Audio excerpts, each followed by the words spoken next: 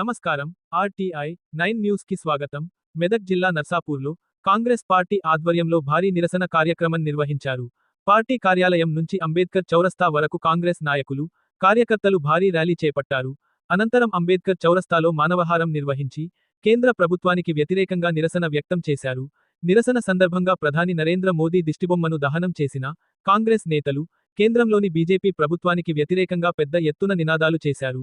ఢిల్లీలో విద్యార్థులపై జరిగిన లాఠీచార్జీని తీవ్రంగా ఖండిస్తూ కాంగ్రెస్ నేతల అరెస్టులు ప్రజాస్వామ్య విరుద్ధ చర్యలని ఆరోపించారు.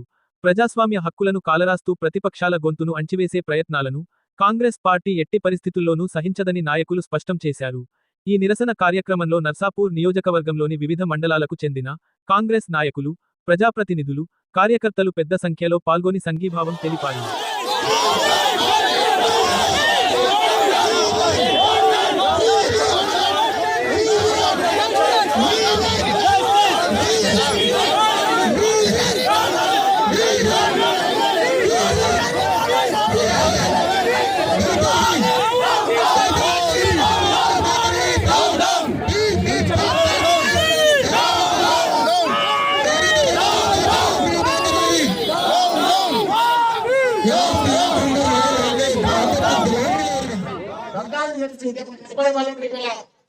వచ్చింది కూడా విద్యార్థులు గ్రామాలకు కూడా విద్యార్థులు రైతులని గ్రామాలను చైతన్యవంతం చేసి వాళ్ళ హక్కులను కాపాడుకునే చరిత్ర విద్యార్థులకు పోయింది. అందుకని విద్యార్థులను పెట్టుకోవాలి, వాళ్ళు ఇలాంటి పెట్టుకోవాలని చెప్పేసి కారణం ఇప్పటికైనా స్పందించి దీనికి బాధ్యత మంత్రిని సస్పెండ్ చేయాలని చెప్పేసి డిమాండ్ చేస్తా ఉన్నాం. ఇవాళ చిన్న చిన్న విషయాలు కుటుంబంలో కూడా వస్తే ఇంకొకటి మాట్లాడుకుంటే వాళ్ళు పరిష్కారం అయిపోయి రాహుల్ గాంధీ గారు ధర్మవేశ్వర స్థలానికి వెళ్ళి అక్కడ చర్చలు చేసి ఒక 5 విమానాలు ముందు పెడితే వాటి పరిష్కారం చేయకుండా రాహుల్ గాంధీ గారిని, ప్రియాంక గాంధీ గారిని అక్రమంగా అరెస్ట్ చేసి జైల్లో పెట్టడం అనేది ఖండిస్తా ఉన్నామనేది చెప్తామని ఇప్పటికైనా ఈ వ్యవహారం మార్చుకోవాలి. ఎవరైనా చిన్న చిన్న పిల్లలు ఏమడిగిన వాళ్ళు మాకు జరిగినటువంటి అన్యాయం మీద స్పందించాలని దీన్ని కారణాన్ని బంధం చేయమని చెప్పి వాళ్ళని భోజనం పెట్టడం కొడితే ఇవాళ వాళ్ళ పిల్లలు చూసేటటువంటి పరిస్థితి చూస్తే మనం ఎక్కడ ఉన్నాం, ఏ దేశంలో ఉన్నాం, వాళ్ళంతా మనం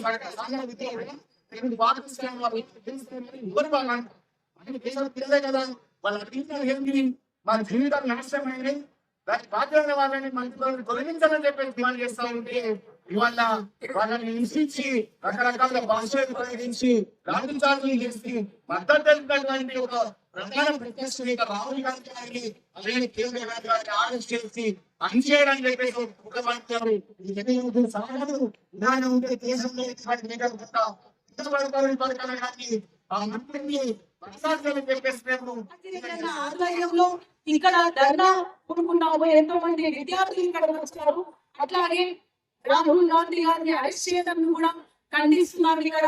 అట్లాగే అక్కడ ఢిల్లీలో జరిగిన యువతపై జరిగిన అన్యాయాన్ని, యువతపై జరిగిన దాడిని కూడా మేమంతా తీవ్రంగా ఖండించి ఈ యుద్ధాన్ని, శాంతింపు యుద్ధాన్ని పల్లె పల్లెకు తీసుకుపోతామని తెలియజేస్తూ మీరంతా ఒకసారి ఐక్యం కావాలి. తెలంగాణ కోసం ఏ విధంగా మనం కొట్లాడినాము, మన భారతదేశాన్ని రక్షించడానికి కూడా మరొకసారి మనం ఐక్యం కావాలని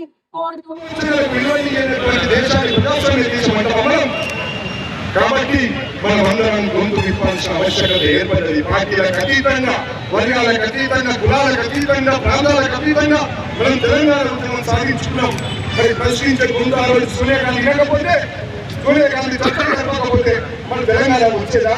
మరి ప్రజాస్వామ్య స్ఫూర్తిని నింపినటువంటి మరి సోనియా గాంధీ గారి నుంచి ఏం నేర్చుకుంటున్నారు, మోదీ బీజేపీ ఏం నేర్చుకుంటుంది ఒకసారి ఆలోచించాల్సిన ఆవశ్యకత ఉంది.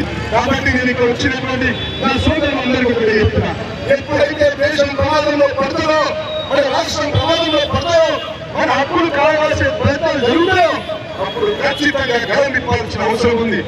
కుటుంబ బంధాలు కూడా అవసరమైతే అక్కడ మన పరిధిని దాటి కూడా వచ్చి మన ప్రజాస్వామ్యాన్ని కాపాడుకోవాల్సిన అవసరం ఎంత ఉంది. కాబట్టి ఇది రాజకీయ ఉపన్యాసంగా భావించకండి, ఇది భావోద్వేగంతో వస్తుంది. ఆ దృశ్యాలను చూసిన తర్వాత వచ్చినటువంటి మాటలు మాట్లాడుతున్నా నేను. ఇలా ప్రజాస్వామ్యాన్ని కాపాడుకోవాలి, మనం చర్చలకు మనం తాగియాలి, ఎందుకు వారి మాటలు వినాలి, సంప్రదింపులు జరగాలి. సంప్రదింపుల నుంచే ఫలితాలు వస్తాయి. మన ప్రజాస్వామ్యం పరిణమిల్లుతుంది ప్రపంచంలో. మరి మంచి ప్రజాస్వామ్య దేశంగా మరి పేరుగాంచాలంటే మనం ఈ అరెస్టులు ఖండించాలి. మరి ఆ ధర్మేంద్ర ప్రధాన్ రాజీనామా చేయాలి. ఈ ప్రజాస్వామ్యానికి స్ఫూర్తి. గతంలో ఎన్నో మంత్రులు ఎన్నో సందర్భాల్లో చిన్న చిన్న విషయాలకే ప్రజలకు అన్యాయం జరిగిన రాజీనామా చేసిన సందర్భాలు ఉన్నాయి. ఈరోజు వాళ్ళ పదవులు ఎక్కడ ఉద్యమం జరిగినా బీజేపీలో కనబడుతుంది. కాబట్టి సోదరులారా మీరు అందరూ సంఘటితం కావాలి. ఉన్నాం ప్రజాస్వామ్యాన్ని కాపాడుతున్నామని తెలియజేస్తూ ఈ అవకాశం ఇచ్చిన అందరికీ కూడా నేను ధన్యవాదాలు తెలియజేస్తున్నాను. తమ తమ గ్రామాలలో తమ తమ ఊర్లలో పట్టణాలలో కులాలకు మతాలకు పార్టీలకు అతీతంగా ఈ బీజేపీ ప్రభుత్వానికి వ్యతిరేకంగా నినాదాలు ఇస్తూ రోడ్ల మీద వాళ్ళు ముందుకొచ్చారు.